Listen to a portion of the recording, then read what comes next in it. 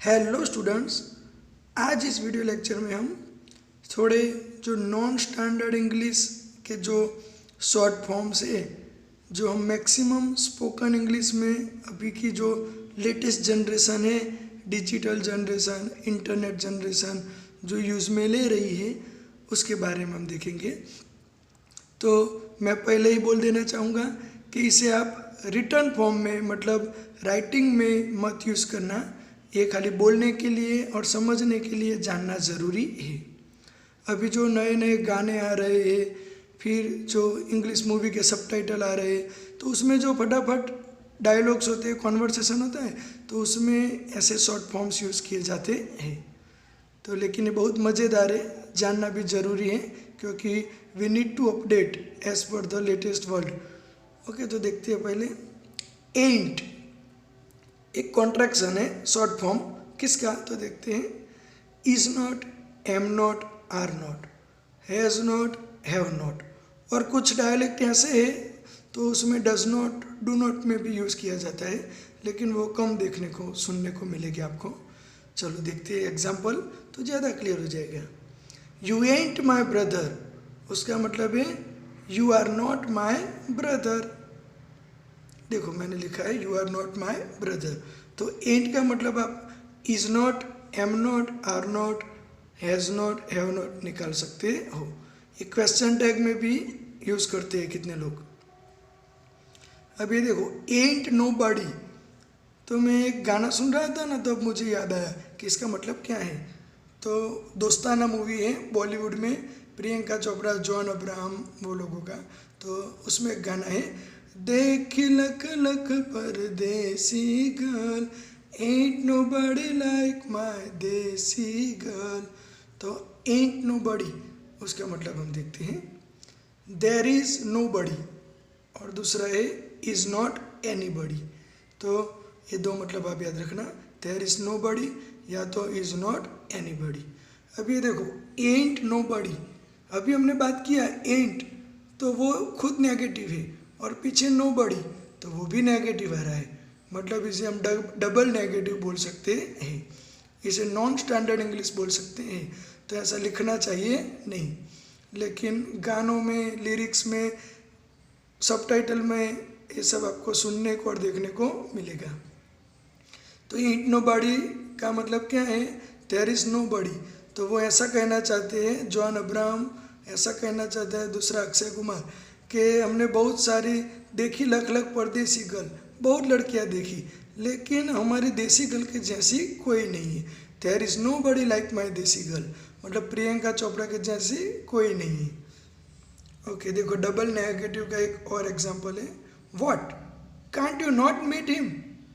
तो देखो can't you not, तो दोनों नेगेटिव ही, तो इसे डबल नेगेटिव बोलते हैं। लेकिन ऐसा क्यों यूज़ किया है, to put emphasis on not, not के ऊपर थोड़ा ज़्यादा वेट देने के लिए, बार देने के लिए। उसे लगा कि एक नॉट सफिशिएंट नहीं है, इसीलिए जो स्पीकर है उसने डबल नॉट लगा दी है, what can't you not meet him, ऐसा। चलो, Priya says she ain't hungry, मतलब Priya says she is not hungry, पता चल गया ना। She ain't sure, she is not sure. चलो और कुछ देखते हैं मज़ेदार। वाना, WANNA, तो ये तो बहुत सारे हिंदी गानों में यूज़ होता है। तो उसका मतलब है वांट टू, और उसका हिंदी है चाहते हैं। तो देखते हैं, ये एक इंग्लिश गाना है, मैं सुना था, you already know I wanna love you. Okay, तो आई वाना लव यू, तो वाना का मतलब है want to, you already know I wanna love you, तो मतलब आप अब समझ सकते हो। Do you want a partner, ये गोविंदा का मूवी आया था, गोविंदा और सलमान खान का। Do you want a partner, वाना का मतलब क्या आप पार्टनर चाहते हो, ऐसा अभी आपको पता चल जाएगा। Hey I want to tell you something, तो देखो आप अपने स्पोकन इंग्लिश को मज़ेदार भी बना सकते हो, इम्प्रेसिव, ऐसे वर्ड यूज़ करके, लेकिन लिखना मत प्लीज़, वरना मार्क्स कट जाएगी, ठीक है। Hey I want to tell you something, hey मैं तुम्हें कुछ कहना चाहती हूँ, चाहता हूँ, I want to tell you something.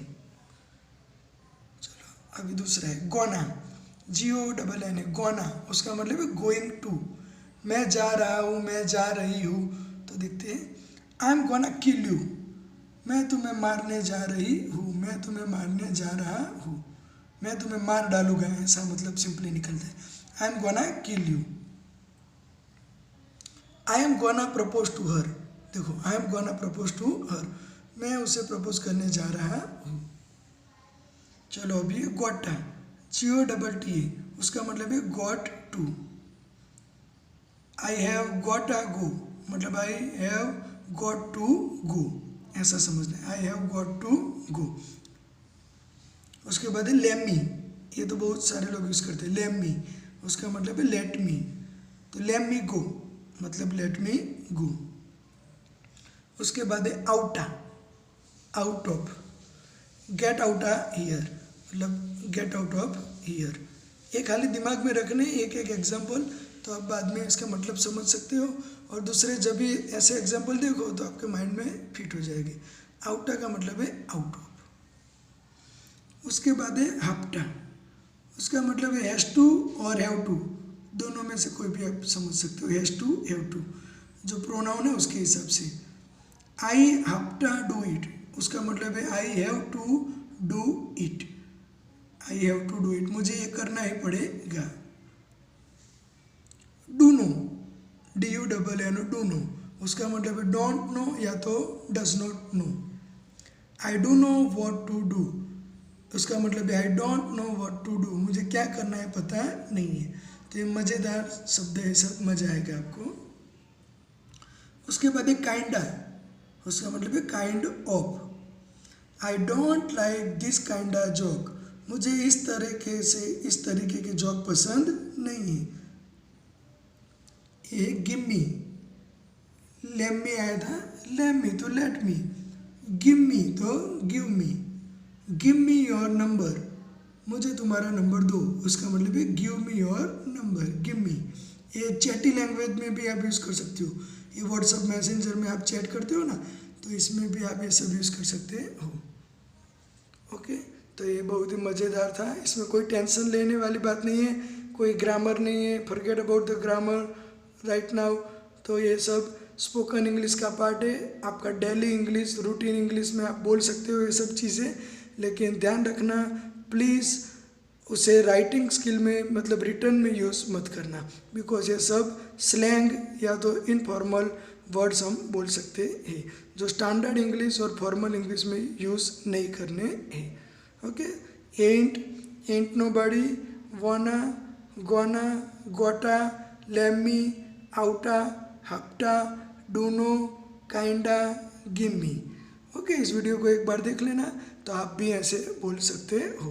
Okay, thank you so much, have a nice day, bye bye, keep watching, keep learning and don't forget to subscribe the channel. Thanks for your support, bye bye.